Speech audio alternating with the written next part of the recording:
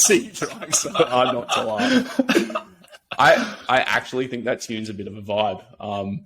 That's one of the stock tunes that they give us in this program, and I think it's hilarious. Welcome to Delving Deeper. This is episode 5. I'm Will Berkman, as always, and I'm joined by my friend from the United States, Kyle Dobbs. Kyle, thank you so much for coming on the show. Thanks for having me. It's definitely a vibe. I can get behind that. I went through the whole library, and a lot of them are a little bit more like they're pitched at sounding kind of techie, whereas that one, it feels like, we could be sitting in a bar having a little margarita and I'm just picking your brains. And that's what I'm here to do. Kyle, I know you through the fitness space, but there's a few aspects to your character that I find particularly interesting that I want to sort of dive into.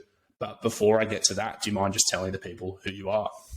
Yeah. So obviously my name's Kyle Dobbs. I've been in the fitness industry, as mentioned, for about 15 years and have owned my own business, completely remote business, for the last 4.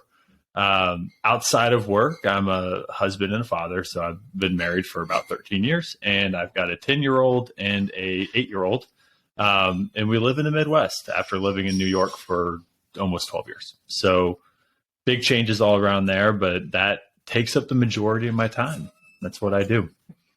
So it's actually exactly those few elements to you that I want to explore today, because when I do interact with you, and obviously we're friends behind the scenes on social media, but if you just look front and center on social media, you see a highly educated fitness professional who's talking about biomechanics and energy systems. And I still don't know what tensegrity is, by the way. I need to admit that to you. I see posts with it and I just like it so that people think I'm smart. Don't know what you're talking about. But there's that. Then you're coaching other people in business. You're mentoring other trainers. You're obviously quite successful on that front. But then we do have this dedicated family man with a very cute French bulldog. And in discussions, one of the things that you put forth to your students is that you've really tried to shape your business to allow you to satisfy your deeper life values, which are spending time, with your wife, with your kids, with the French bulldog, most importantly. And I think that that's very interesting because for the most part, we think of people who are driven for success in business as being people who are sort of treating business itself as the end. Mm-hmm. And so I want to talk a little bit about your values, how they came to be, and what motivates you to continue to be successful and continue to grow your business in light of all of that. So I guess first things first, was there a point at which you came to the realization that your life outside of your career was of equal or greater priority maybe than your career itself? Yes, definitely. When my wife and I moved to New York, we moved right out of school. So we were young, no kids. We weren't married yet at the time. And we were both very career driven at that point, so we spent the first 3 or 4 years in the city kind of just having fun, like being young, busy people that were making pretty good money, especially for like what our expenses were. We were able to, go out and do things and kind of live that lifestyle for a period of time. And it was great, even working 60 plus hours a week, like it was still very fun. Based on what we were supposed to do and based on what the expectations were.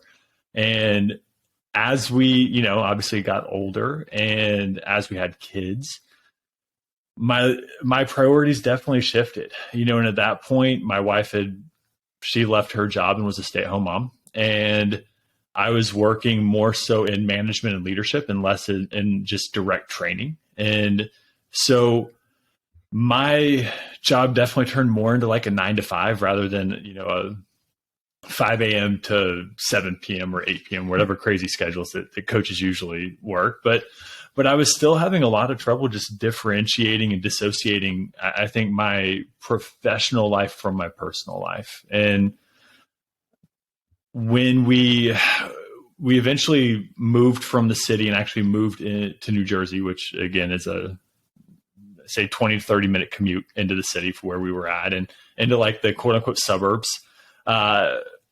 We thought it was going to be a change where it's like we'd have a better home life and kind of be out of the hustle and bustle of the city. And it ended up being much worse for me, where my 20 to 30 minute commute ended up being closer to an hour and a half. each way based on just train scheduling and construction and everything else and being busy. And I was leaving the house at 5 a.m. and getting back at 9 and answering emails like all weekend at that point. And I wasn't happy in any way. I definitely wasn't the husband or father or French bulldog father that I wanted to be at that point. And it was honestly, I dropped into some pretty deep depression, based off of it. Like, it was really, really impactful to me in a negative way. Even when I was home, I wasn't happy based on that. It was even hard for me to enjoy my time at home because I was so disappointed in kind of what was going on. And we eventually kind of up and left and moved back to the Midwest, moved back to a different lifestyle because of it. And I mean, I even had I was getting blood work done. Like my testosterone was like down in the 300s. Like my autonomics were fucking wrecked. I was a mess. My hair was falling out. I was losing weight.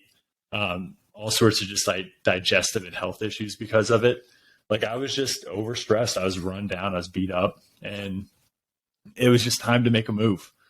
And we moved back to the Midwest and kind of recalibrated a little bit. Took 6 months off work altogether, and we just grew closer as a family.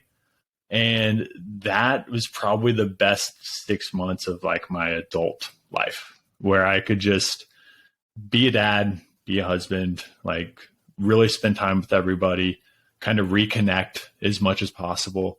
And when it came to the point where I kind of figured out like, oh, I have to work again. Like I probably need to like start making some money and like doing some stuff. And I decided to kind of start up my own business and really try to build my business around that, as you mentioned. And one of the biggest things that I was looking at was how I could scale my business and help people and reach people in a way that also didn't force me to sacrifice my own principles and my own values, which is a very difficult thing to do, I found. And I failed in a few different revenue streams before I kind of figured out the things that would work for me. I had some go terribly wrong and just not work.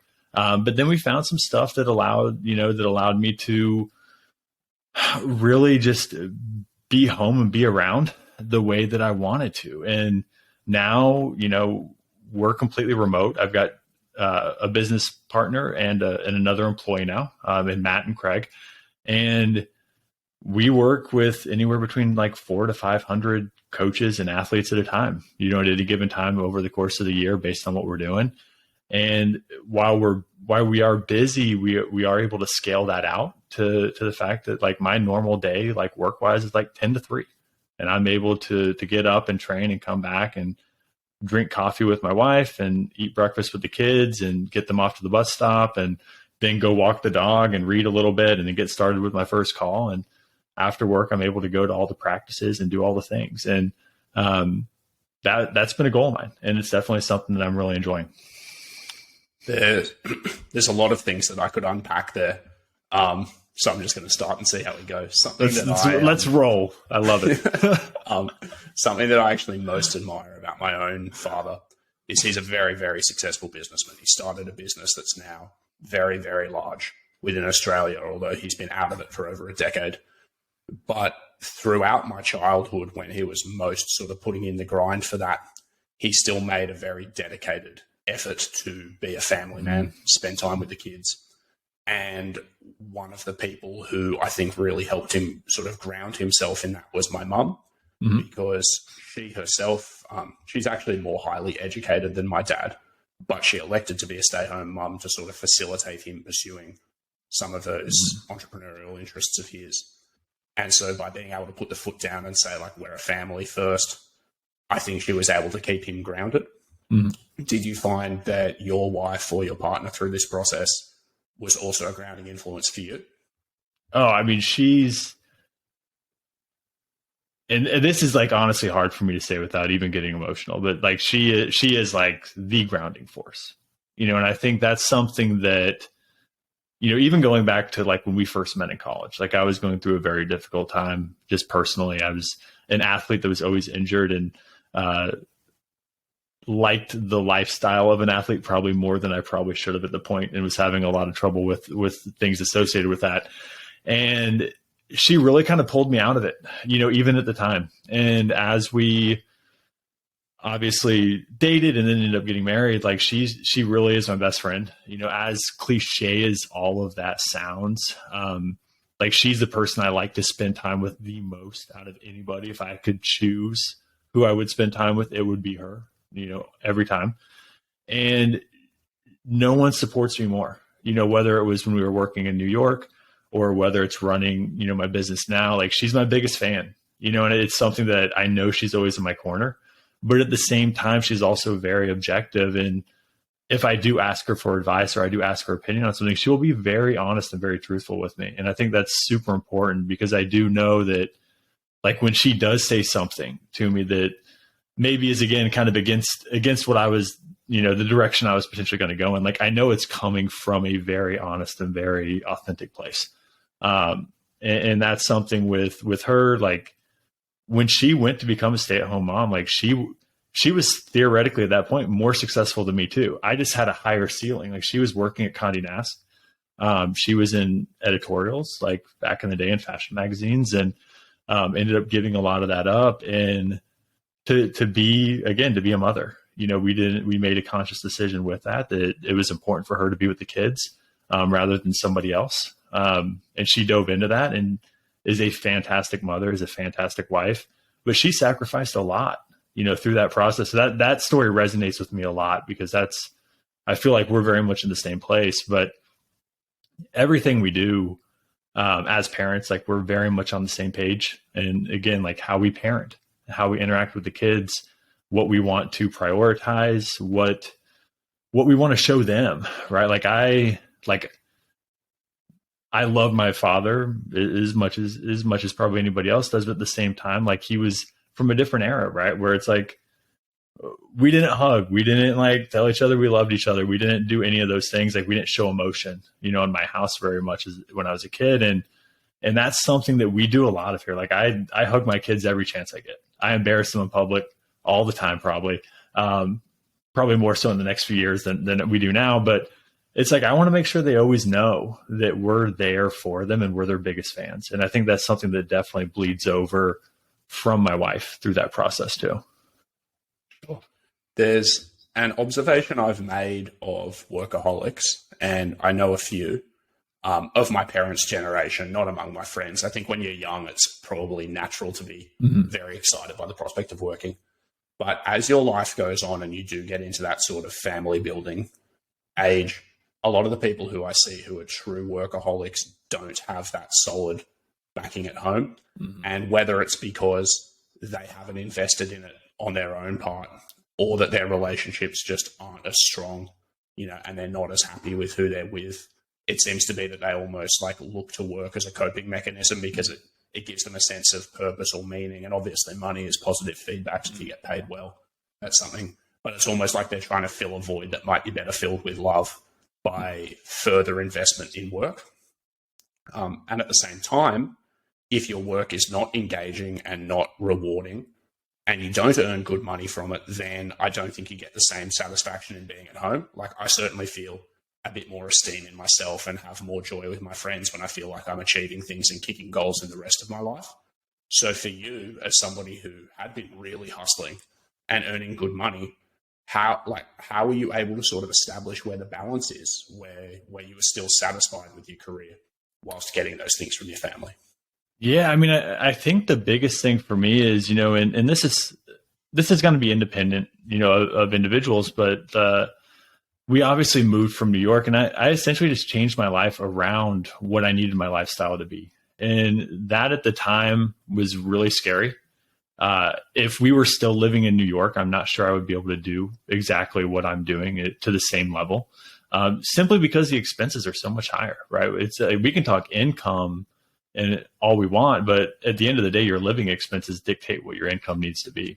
And living in one of the most expensive cities in the world as a single income family was doable, but very difficult, you know, and very stressful. And I think that's something that where we moved and how my business is set up is I really had to change my environment, you know, to around my thought process more so than constantly trying to adapt my thought process around my environment. And I know as I say that, that's not something that's going to be manageable for a lot of people. And it's not always the best advice. And I honestly try not to give that advice to people because I know it's not manageable for a lot of people, but that's what I kind of had to do after a period of time. And it's strange because it's like, now it's like, I make just as good of money and even more potentially, and have the lifestyle and have less expenses. And it's nice to say it worked out, but it's also, there's probably a lot of confirmation bias there. And there was a lot of hard work that went into that. And again, now I'm getting to a point where I can scale a little bit more and be more efficient probably with what I'm doing from a systems perspective. And obviously I have more help on the back end with Matt and Craig as well. But like when I started, it was one of the trap I fell into immediately is like my first 6 months to a year of work on my own business. Like, I was working at home, but I was still working 13, 14-hour days. Like, I'd still be on the computer from, 6 a.m. to, 7 or 8 p.m. sometimes. And it's just like, this is no better. Like, this is what I was trying to get away from. And I fell straight back into the trap. As soon as I had, the chance to, I essentially went straight back to what I was the most comfortable in. And I really had to change my own expectations as far as what I wanted my work to be. And a lot of it just had to also do with, making sure that I was prioritizing family time, and literally, like, as simple as it sounds, like doing things like blocking out spaces in my calendar so I could not overbook or double book family stuff, like things that, again, seem too simple to work sometimes, but they do. And that was a big part of it. Is I would just, if I couldn't get it done in a certain amount of time, it wasn't going to get done.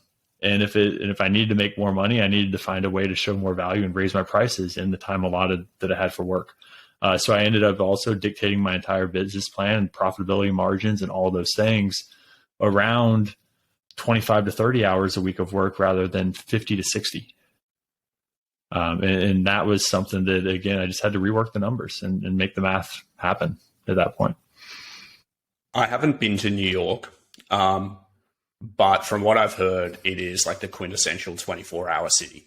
Like, at any time you walk outside, there's stuff happening, there's people doing things. And I imagine that environment does contribute to that sense of like, gotta hustle that you were talking about.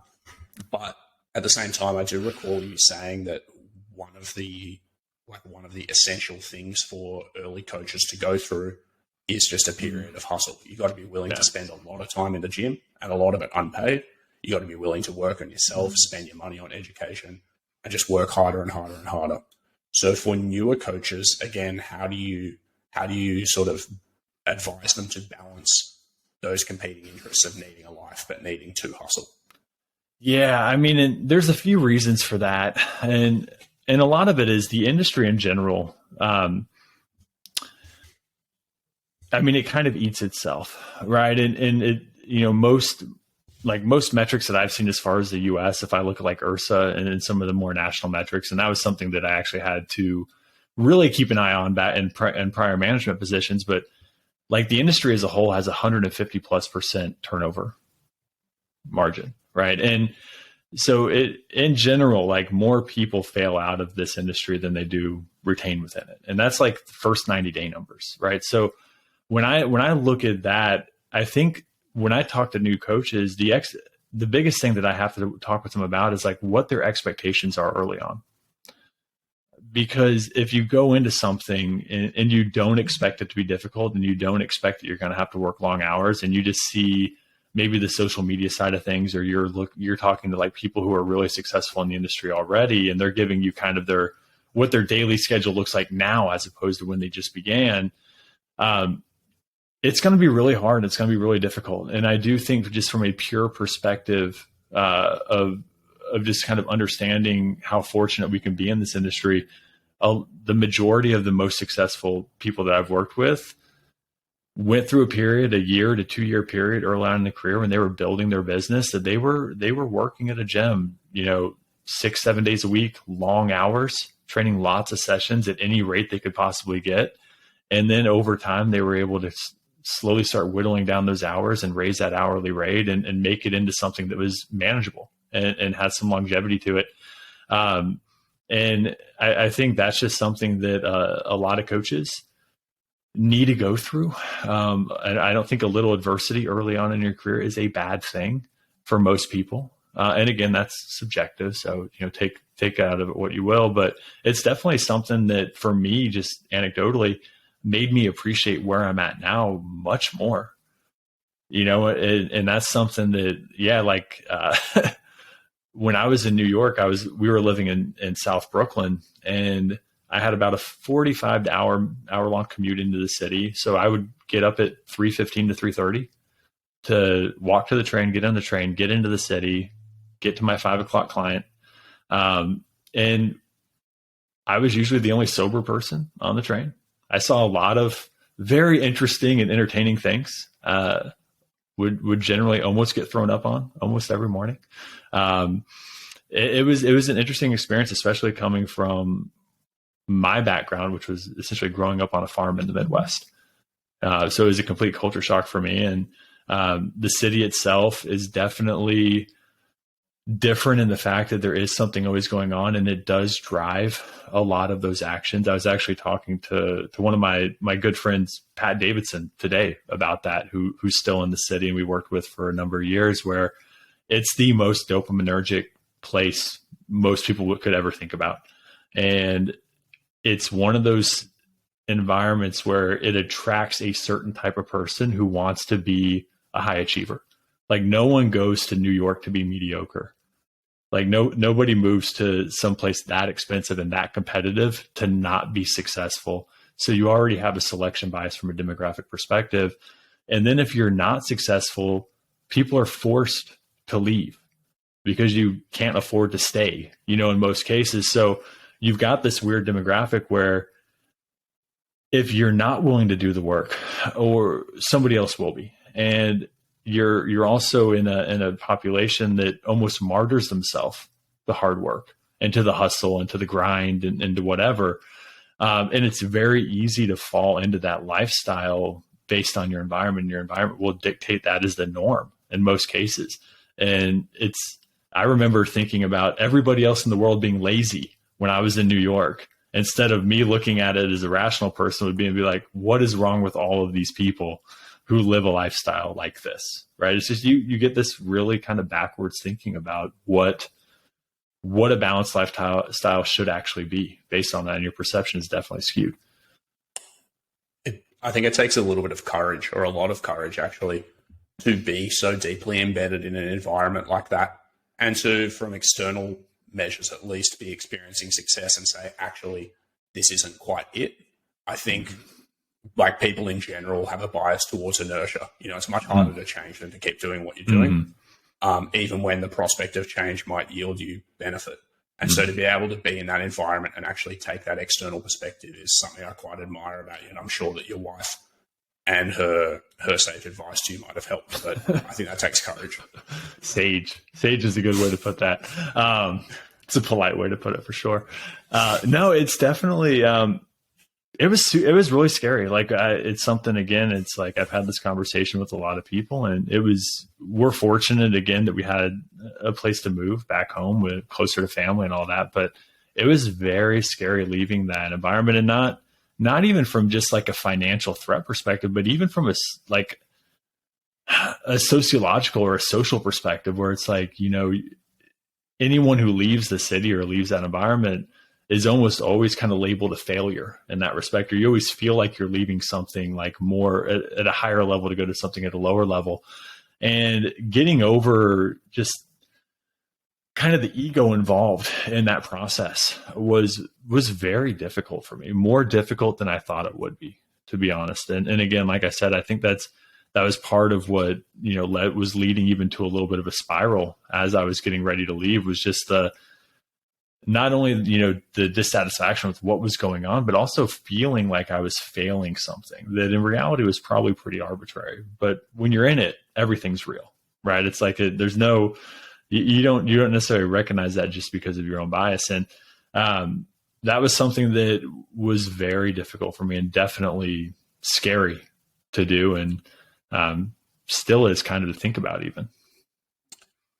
In a much smaller sense in my own life, I completely understand what you're describing about the worry that people will perceive you as lesser or a failure for what you do. Yeah. Because even where I feel like my decisions are justified, I still do sometimes think, what would my peers think of me were I to do X, Y, and Z? And oftentimes, what would strangers whose opinion actually means nothing to me most of the time think of me if I did this? And the idea that I would be evaluated as anything other than a success upsets me, when in reality it should have no bearing on my life because I'd be doing the same things no matter what. Yeah. It still scares me. And I think that's just part of being human, right?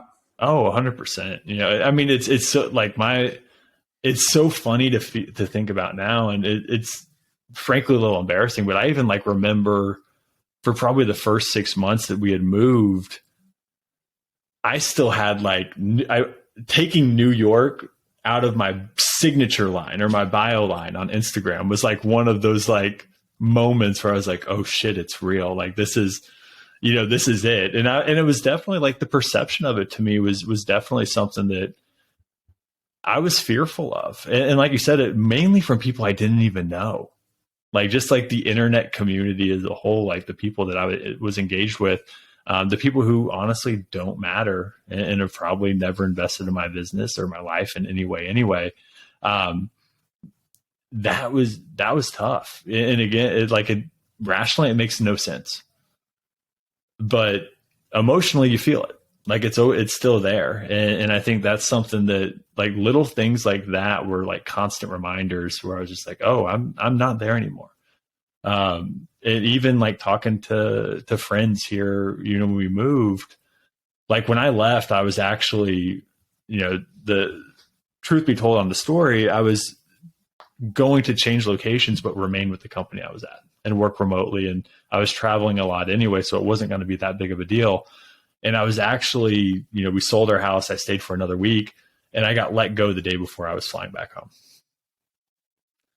And that would have been crippling. It was tough, man. Like we were literally like buying a house. There's a lot that went into it as well. I was also like kind of extorted for another 4 weeks to show employment on my house as well, and worked without pay for a period of time.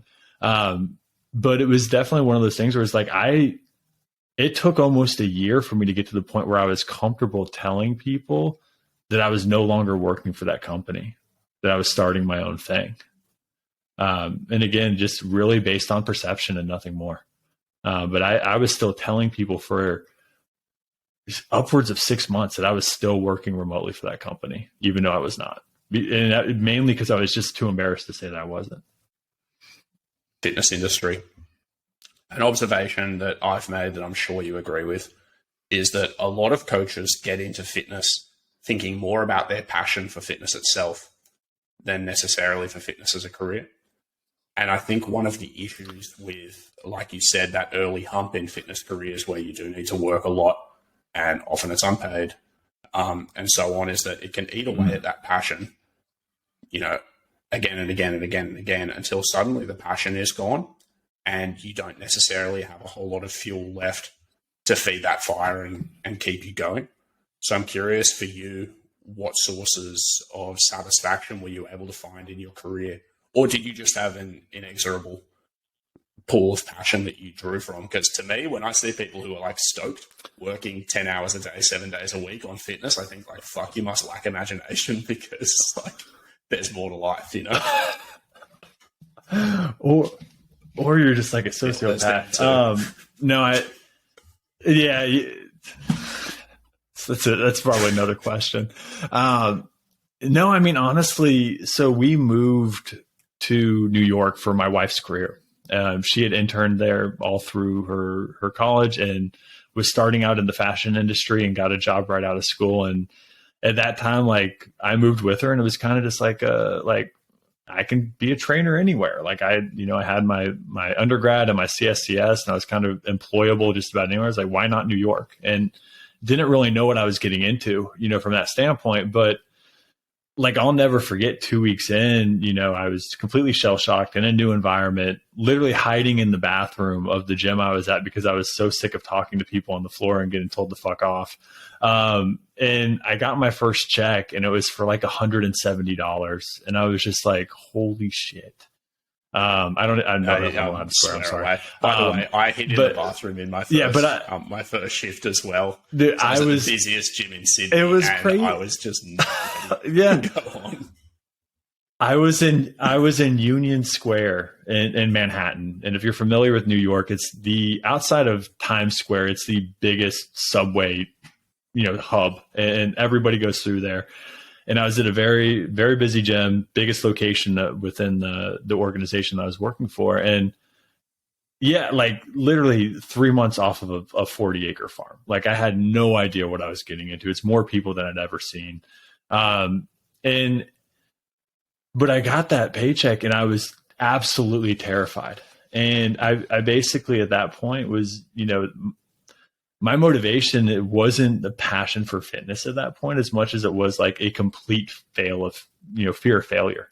And I just kind of made a promise to myself that I wasn't going to be the reason we had to move home. And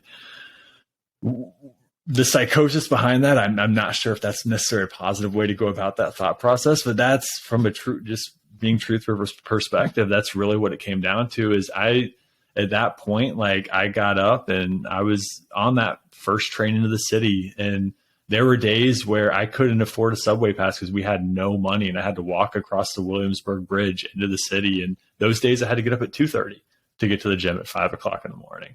And I would talk to everybody. I'd be the first one in the gym. I'd be the last one out. I would talk to all the people that nobody else wanted to talk to or train. I would take any lead from my manager, regardless of how good or bad it was. And I would train anybody at any time, and I think that was my motivation as far as just, I needed to be successful enough for us to be able to stay. And I was burnt out most of the time. Like even in my second and third year, like there was a point where I was one of the most successful trainers in the company before I got into management. I was doing 220 plus sessions a month at that point. And, pretty much ceiling down financially as far as like what I could make from a pay scale perspective. And I was a zombie like all the time. I was not enjoying what I was doing, but I felt obligated to do it. And that was about the time that I got more into development and education. And that kind of became more of a passion of mine as I started leading educational meetings in my actual facility, just as a master trainer. And that even stemmed from the manager that I had. I would literally complain to her about other trainers on our staff sucking and being like, hey, can you talk to this person over here wearing the same shirt as me who's like dancing around on a Bosu ball with battle ropes and bands and like doing their best, impression of Instagram, mania, meme material. And she would say, hey, how about you talk to them? How about you teach education? And I was like, no. Not a chance. Like at that point, I didn't even talk to my coworkers. I literally would walk in, train my clients, and walk out. Like I was not a nice person. I wasn't social in any way in the gym. I wasn't good for the culture even probably, but I started doing it and I fell in love with it. And there's probably a little bit of ego in there too, but I loved teaching. I loved the education aspect of things. And that got me into leadership and ended up being a manager and a district manager and a regional manager and working my way up and then going and being a national director for another company. But I kind of just switched the focus where it's like, I enjoyed training my clients, but I also realized very early on that training was much more about the service than the X's and O's of training. In most cases. This on your podcast. And I was saying, yeah. Yeah. And it's just like, I really kind of figured out that it was like, what these people do doesn't matter nearly as much as that they show up and do it. And I kind of, I became it forced me to become a lot less rigid, I should say, in like how I was training people, because I'm a very analytical person. I'm very data driven and numbers driven, as a lot of coaches in the industry are. And I realized about my third day on the job in New York that my clients did not give a fuck about any of that stuff, like at all. And they wanted to do certain exercises. And if I told them they couldn't, they'd literally go train with another coach. And I kind of had to start compromising, needs to wants from a big perspective. And that actually, I think, made me a much better coach. And being forced to be a little more extroverted individually forced me to be a much better coach. And and talk to more people. And I started kind of just reprioritizing a lot of the things that I was doing, you know, from a training perspective. Like I was still programming and queuing and doing all the things, but I really started trying to make the primary aspect of my training, like how good of an experience can I provide for this person in front of me? And oftentimes it had nothing to do with the actual exercise selection of the training itself, but how I was presenting myself and what we were doing. And I think that kind of decreased maybe like a drop in passion or something else, because I just shifted the focus. I'm glad you said that, because that was my next question. I think that our relationships with clients are reliant on us wanting to be there. If you show up as a PT with bleary eyes and you don't give a fuck what your client's saying, you can't remember their name. And although that is my favorite joke with the clients when I'm opening their programs, is to say, which one are you again? You do have to care about them. And if you're at the point where you can't give of yourself emotionally because there's just nothing left, then your client's experience gets worse too. And so managing to work at a very high level whilst feeling burnt out inside takes discipline and professionalism in a way that perhaps people outside the fitness industry don't fully understand. You know, they think you just show up with a clipboard and get paid, but you actually have to give people something to be any good.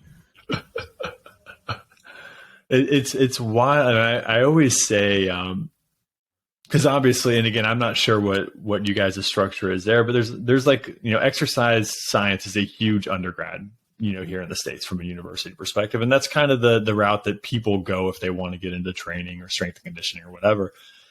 And there's not a single class on communication and talking to people. And, you know, it's like everything, like you learn all the biomechanics, you learn all the anatomy and physiology and energy systems and all that, even a little bit of tensegrity stuff, I right? An HD average, but you don't learn anything. And you learn nothing about how to communicate with people and how to provide a good service, right? And it's just like that's 90% of the success rate. The amount of people in this industry that, especially like I was a manager and a hiring manager for a company. Like there was a point where I was doing upwards of 25 interviews a week for this company and placing people in different facilities. And the amount of people that I've seen with, you know, undergrads and masters in exercise science and internships and all this stuff from a strength and conditioning perspective completely wash out of the industry strictly because they could not relate to the individuals in front of them, and they couldn't show that personal aspect of the business or that service aspect. And all they cared about was what was on the clipboard. And I think that sets a really tough expectation for people coming out of programs. And, you know, we make this joke all the time, but like if I'm interviewing two people and one of them's a bartender that just likes to lift and the other one's an exercise science, you know, masters who's never talked to anybody, I'm hiring the bartender 10 out of 10 times. Like if I want to actually hire a successful person for that environment, I can teach them the X's and O's of training. It's very hard to teach somebody how to be a people person or motivate them that that's even important in a lot of cases before they figure it out. And that's kind of a big failing, you know, in that aspect for me, as far as if I'm looking that's something at that programs. I had to learn through failure myself. I've spoken about this on this podcast and others. I did an undergrad in exercise science as well. You're correct that there was nothing about how to talk to people. In fact, nothing about tensegrity that I can remember. And Damn. It was at the end of that degree when I started personal training. And I was very much of the opinion that people hired me because they wanted advice as to how to exercise optimally. So I would come in with my optimal exercise thinking I was doing fantastically well. And after not too long, I realized that in spite of me writing good programs, my clients were either not adhering or not getting the results that they ought to oftentimes. And I was thinking this must be a problem with them. You know, and I was stubborn enough to think that for a while. And at the same time, I was doing my master's in nutrition and dietetics that I nearly dropped out of. And one of the reasons that I nearly dropped out of it, other than realizing I didn't want to work in the field and being pretty lonely in the study, was that a lot of what they were teaching us focused on clinical skills, with clinical skills largely being to do with how do you talk to people to extract the information that you want, motivate them to take change and guide their actions without being all prescriptive to them, and trying to sort of empower them to do things themselves and sort of speak on their level. These are all things where I was like, that's wishy-washy bullshit. I want to know from a biochemical perspective, why this many carbs? And they didn't talk about that at all. Yeah. In fact, in my master's in nutrition, I learned very little about nutrition itself, but I learned a huge amount of clinical skills. And it was after sort of a couple of years of, to be honest, failure with anything other than the most robotic clients of PT, where I started saying, maybe I'll give some of this motivational interviewing shit a go. And lo and behold, my personal training got much, much better. But I only got there through fucking up for ages. And then, you talk about your bartender friends. I look around and some of my friends and colleagues who are the most successful trainers are the people who are most approachable, and whose background is in hospitality or, being the person on the gym desk who can just talk to every person who came in the door for hours and hours and hours, because in spite of the lack of exercise knowledge, they just get people on board and have them showing up and working hard consistently. And I think that's a big lesson that a lot of PTs have to learn. But in doing so, it requires you also to sacrifice a bit of the ego and say, okay, my intellectual grasp of fitness is perhaps not as important as I like to think, even though it's what I've built my identity around. It's very humbling, I think, for a lot of coaches. And that's something like, for me, it's very much the same thing. Like I'll get as nerdy as people want to get. Like, I love the science of things. God help me, I love big words. I love them so much. They make me feel important. They make me feel special.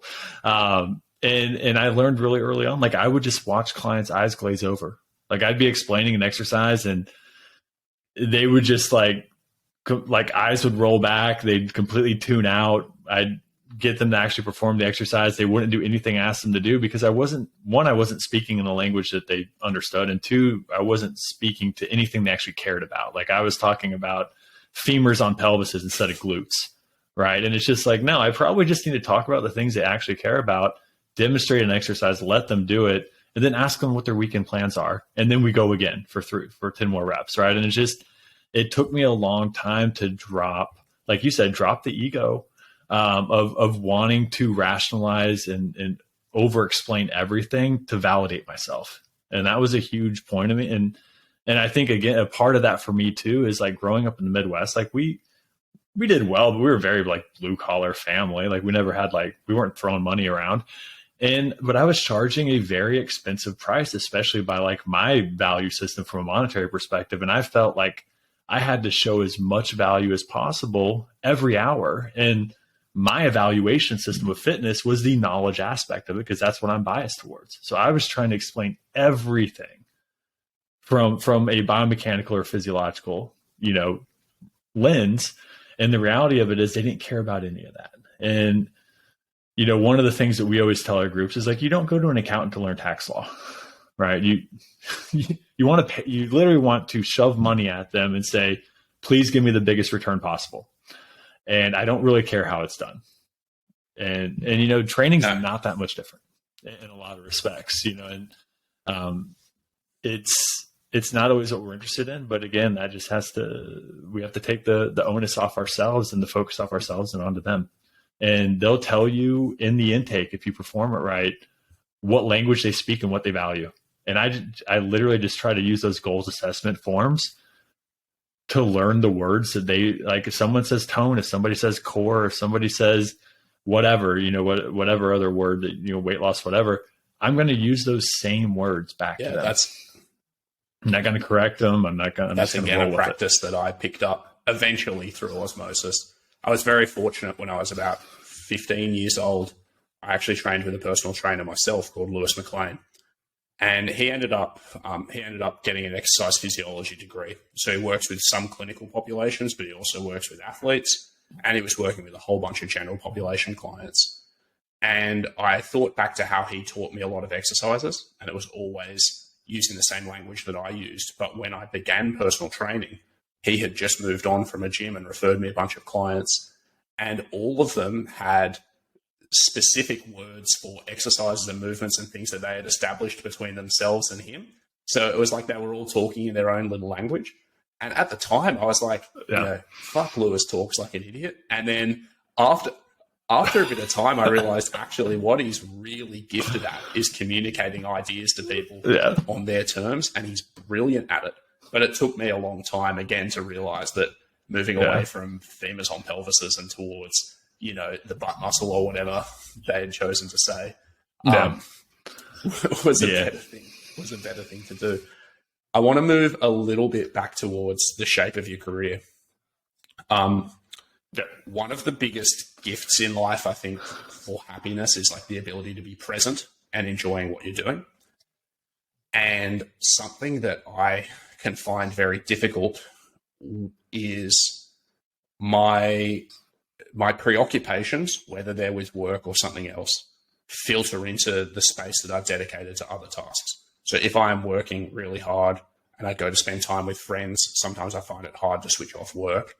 And therefore I get less back from my friends. And then I come to resent work rather than being fully engaged. And one of the reasons why I get so much satisfaction out of things like travel is because when I travel and I have no obligations on me, I really do just get to enjoy the moment that I'm in. For you, as somebody who has these two sort of spaces within your life, family and business, that are both important, how do you draw those lines and how do you bring yourself back to the present when you need to? Oh yeah, this is a really good question, and one that took me a long time to figure out what would work for me. And I think it probably started in a lot of different phases as my career just changed. And one of the first things I did probably really early in my career is I stopped giving my clients my cell phone number. And again, these are all going to sound really simple. But they're easy to apply and they're pretty practical, I think. But I stopped giving my clients my cell phone number, and I told them that I need to be able to track things much better than I am, and we're going to communicate via email from now on. And the difference for me, or the major difference for me there, is people have a different social expectation and response expectation between texting and emailing, even though theoretically now on smartphones it's the same thing. Right. Like it's like that the access is the same, but there's a different expectation based on response time. Like if you text somebody, you expect something back, you expect a response in a couple hours. Right. However, if you email somebody, that's going to initially infer like business hours for a lot of people. And so I started there. And that was actually the advice of one of my older coworkers, because they saw me at all times of the day during the day when I wasn't training, like answering text messages for clients nonstop. And they were like, man, you got to stop doing that. You got to set better expectations and you have to set better boundaries. And it's like, how do I do that? And he's like, hey, no one knows my cell phone number. Like it's email. My bot, like our manager at the time, didn't know his cell phone number. Everything was via email. And with that kind of eventually evolved into, we have a 24-hour response time. And I'm going to answer, emails between the hours of 9 to 5. And after that, I'm done, and that set boundaries for my clients and a different expectation, but it also forced me to be a better coach and give better explanations when questions were being answered from me, like on the job. And especially I use that now a lot from a remote perspective, where I just set the table better and I have less questions. It's kind of like the old adage, right? Like if you can either do like a lot of corrective exercise, or you can just pick a better exercise that doesn't need a lot of cueing, right? I can pick something very complex and just cue the hell out of it and watch my client fail it a million times. Or I can just pick an exercise that has the right constraints and the right loading scheme and the right intensity level and the right volume, and probably be better off with no explanation or no cues at all. And with this was very much the same thing, where I just tried to be a better coach, and that led to less confusion and less questions outside of the gym as well. Even during session, I would always make sure that I was answering questions about, nutrition or lifestyle or whatever, the things that were coming top of mind. I wouldn't just, and part of not over explaining exercise is allowed for more time to do those things and have better general conversations with people. And teach people more from a principle-based scenario than a context-based scenario for a lot of those things. And over time, those are things that I managed a lot. Like I still don't give my cell phone number out to clients. I still communicate 99% via email. And now it's changed a little bit to where it's like clients will literally try to DM me, and I'm like, no, like I'm not looking, you're not doing video submissions for me via DM. Like you can drop these in the Google Drive just like everybody else does. And I think that's, having systems in place is another big thing where now that I'm running my own business, we automate everything we can. We have automated responses. We have automated check-ins. That saves a ton of, even like how we bill clients and we go through, financial transactions. Everything that we do now is EFT. I'm never chasing down invoices and it's cut back my administrative work 40 to 50% just by automating a ton of our systems and making sure that those things are actually happening behind the scenes. And I don't have to facilitate a lot of that stuff. So I think better preparation and better expectations are typically what I've done. And then just setting really hard boundaries for people, and being honest with them. I think it is super important when you're talking to clients. We obviously, like you mentioned earlier, like we develop strong relationships with a lot of the people we train, and those lines get blurred really quickly. And communication is the first thing to blur, in my experience, where, you start with somebody and it's like you're talking in session and they're a little hesitant to reach out. And then a month later, they're texting you every day, multiple times a day. They're sending pictures of meals and all kinds of weird things. And, I think setting those boundaries really early on, even from the intake and the consultation, and just saying like, hey, this is what we do, right? I'm going to answer, you can send me unlimited emails, but it's a 24-hour response time. And I answer emails between these times. And I need to track what we're doing in our communication. It's easier for me to go back. So we're going to communicate via email exclusively. Right. And again, I think that's an important aspect because that lets them know day one what everything is. And that holds them accountable throughout. If you're trying to set those expectations 6 to 8 weeks into a program, once they've already overstepped your own personal boundaries that you never warned them about, that's your fault. It's like the endowment effect because you're taking something away from them that they perceive as theirs, which is their right to hassle you. Now it's a lesser service though. Now they're paying the same amount for less service, right? So I think that's a huge aspect, and that's something a lot of coaches are very hesitant to say day one with somebody because they're afraid of like losing the client or not making the sale. When the reality of it is a lot of clients on day one are so hyped to start training that they'll go with it. They're like, okay, that's fine. And it's not actually that much of an issue. There's two elements, and this is something I discussed at length with my mentorship intake. There's two elements of defining when you are going to respond to people that I think are really, really important. And this is one of the reasons that I moved to a comprehensive weekly check-in for the majority of my clients and just said, I'll do emergency contact in between, but everything else goes in the check-in. One is that people grow in the space that you give them. So, it forces you to make better coaching decisions, like you said. But here and there, having your clients actually have to make a couple of decisions, occasionally make a couple of mistakes, but giving them the opportunity to learn and develop some self-efficacy rather than being dependent on you is actually a better service as a coach. Because ultimately, you don't want dependent, neurotic clients. You want clients who are getting results and feeling good. So that's number one. And number two, as a fellow French Bulldog owner, I can say that clients are like dogs. And they're like dogs in that they love to have clear routines and expectations. And so when you say to somebody, like my clients, I do my check-ins on a Monday and the late ones spill over to a Tuesday. And when I say to them, your check-in email goes out at 8 a.m. on Friday, it's automated. And I will start doing check-ins on Monday morning, so you're going to get it back then.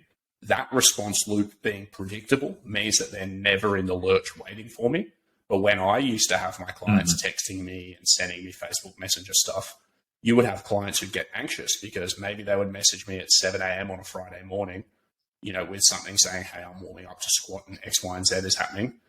But on Fridays, I used to work 6 till 1 with no breaks doing personal training. And so if I didn't respond to them until 1:30 when I was sitting down for lunch, they'd be freaking out because at any other time I might be back within 15 minutes.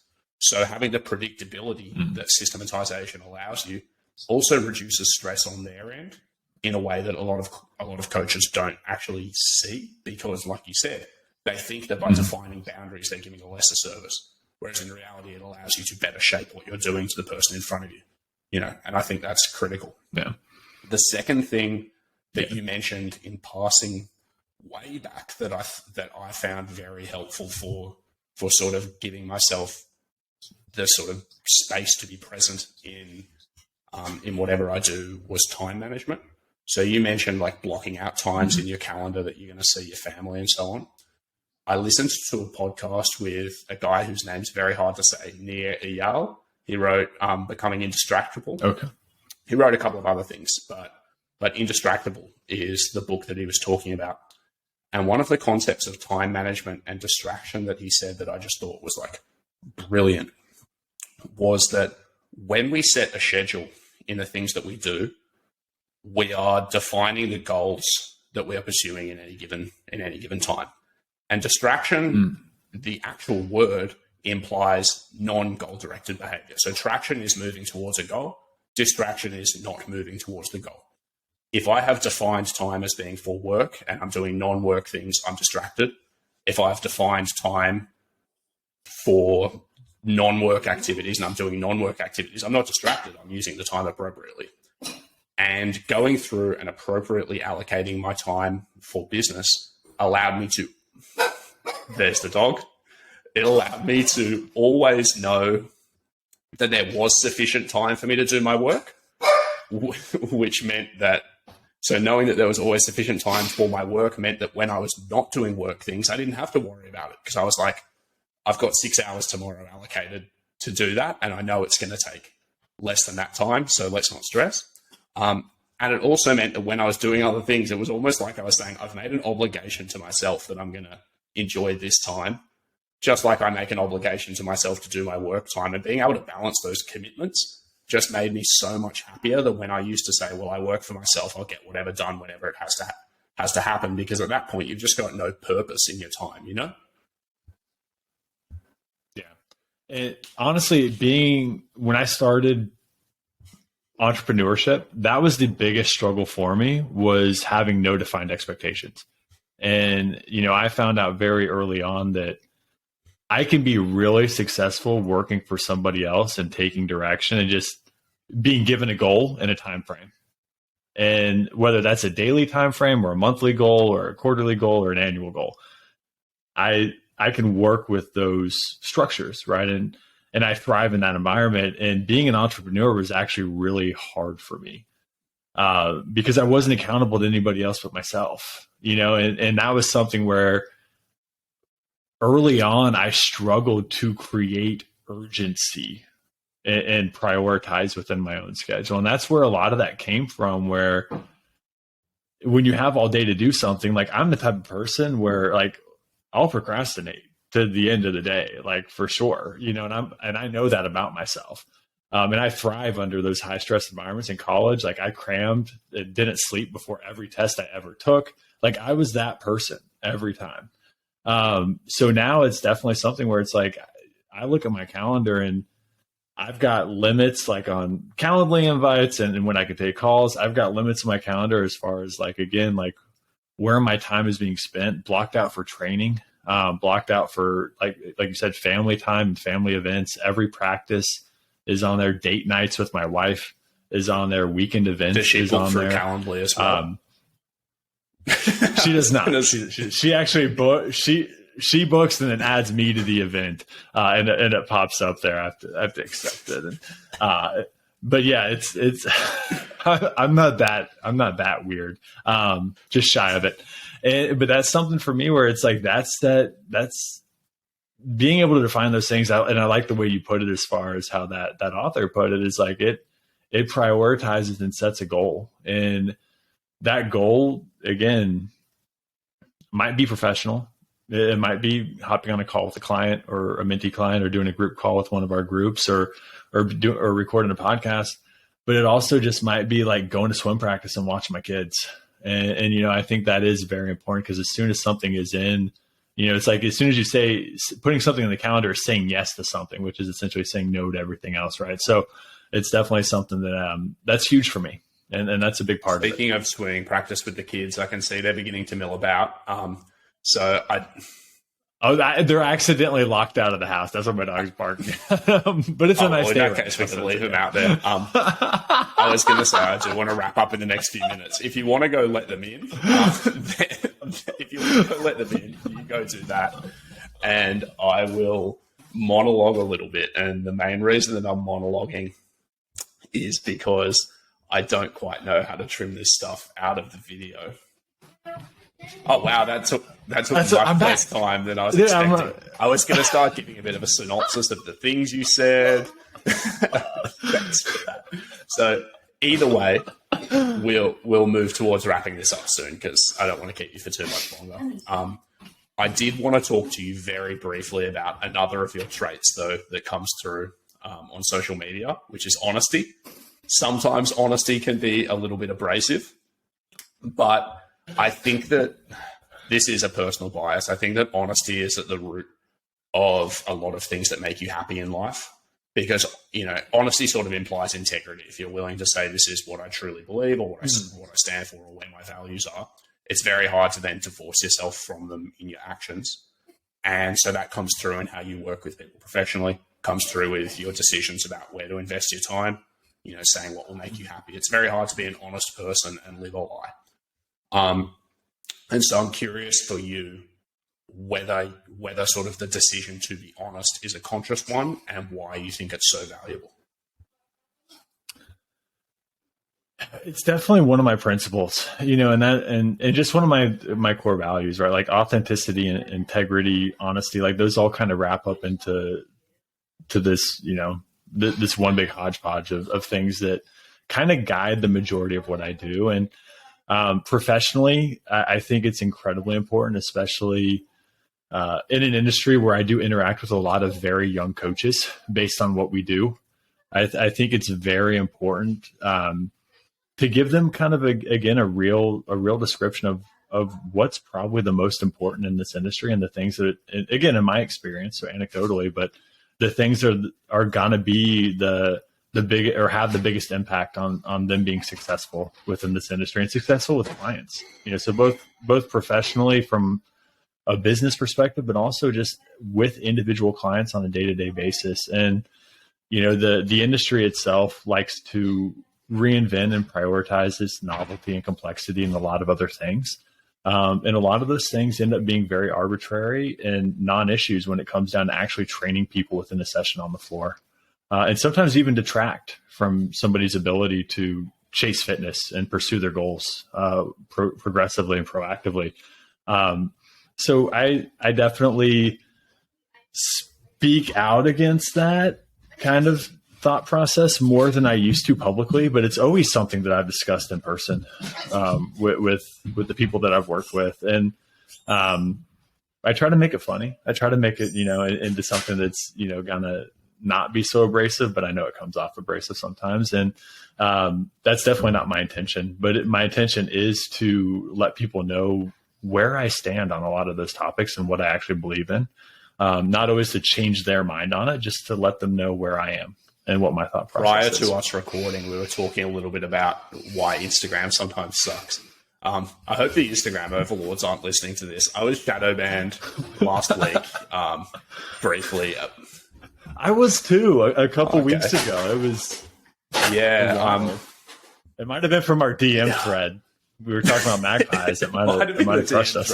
I had been seeing a girl and we broke up, and I was concerned that she had reported my profile or something as an act of spite. I was like, that could be the only thing.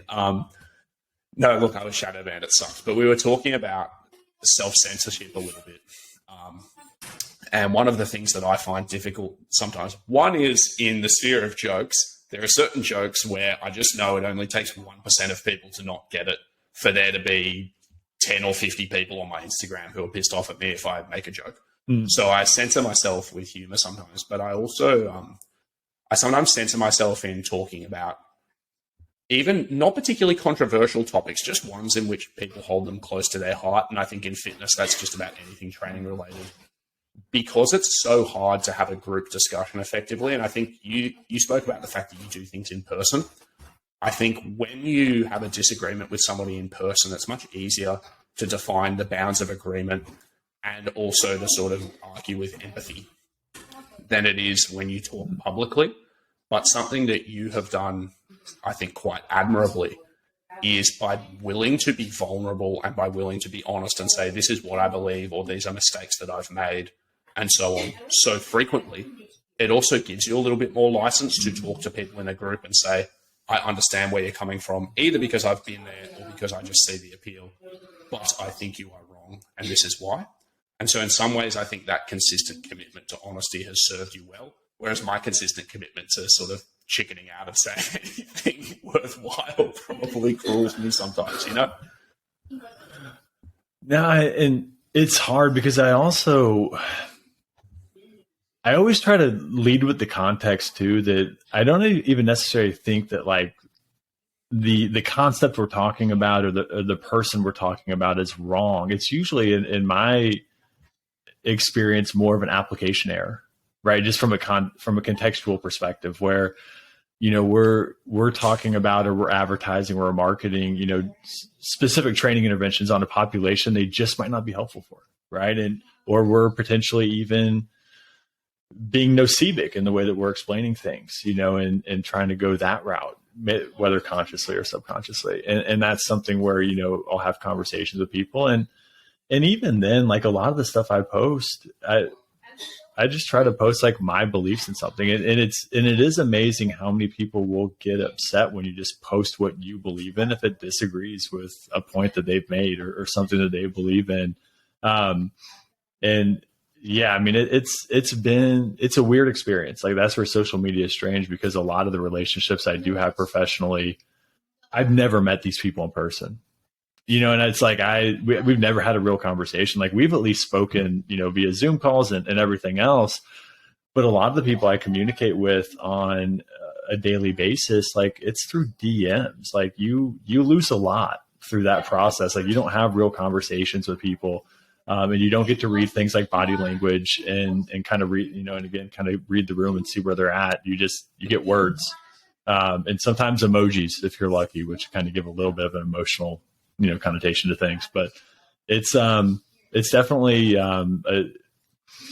it's a different world, and it's definitely something that's hard to navigate a lot of times, and it is difficult for me a lot of those times. Social media, I spoke about this with Luke Tulloch on this podcast. It has such a bias towards immediacy that what you say when you say you try to lead with the context, often it just doesn't work because, you know, the only people who are willing to give you the grace to read all the context before your hot take are the people who probably already agree with you or are deep enough thinkers to not really be too fast. Whereas the majority of people, they want the hot takes, they can move on within 15 seconds. And it just doesn't lend itself very well to nuanced argument or communication of disagreement, you know? No, well, and that's nuance and context just doesn't exist on social. Like everybody reads, or just everybody, you know, looks at a post through their lens and through their experience, and having conversations about that. Like most of the arguments, you know, that I see on social media, both people are right based on the context that they're just talking about completely different applications and environments for, you know, again, the respective intervention or whatever application. And they're arguing about things that like apples to oranges at that point. And that's something that nobody will ever win, you know, and I try to dissociate myself from those as much as possible, or at least provide a little bit of context to, hey, this is the environment I'm speaking of. This is the application I'm speaking about. These are the considerations I'm thinking about. And even doing that, you're still going to get people like in like you said, in the comments that are just like, you're an idiot.